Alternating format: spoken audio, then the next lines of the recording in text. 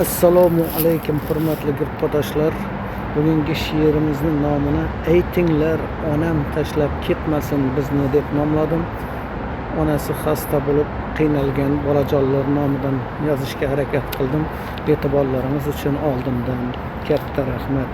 5 yil bo'libdi uyqumda yo'qdir halovat, ko'zim oldida so'nmoqda onam, kelmoqda bir qultum suv bilan yashab.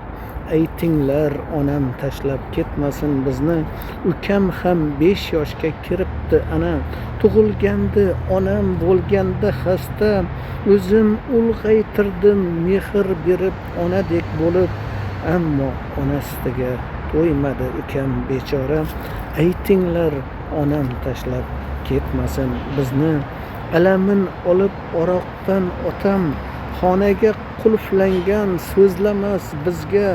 Men ham Rabbimdan har kun so'rab onamga shifo. Aytinglar, onam tashlab ketmasin bizni.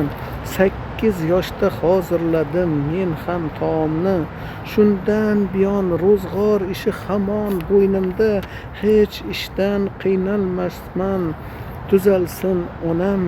Aytinglar, onam tashlab ketmasin bizni. E'tiborlaringiz uchun katta rahmat. Sog' bo'ling, salomat bo'ling.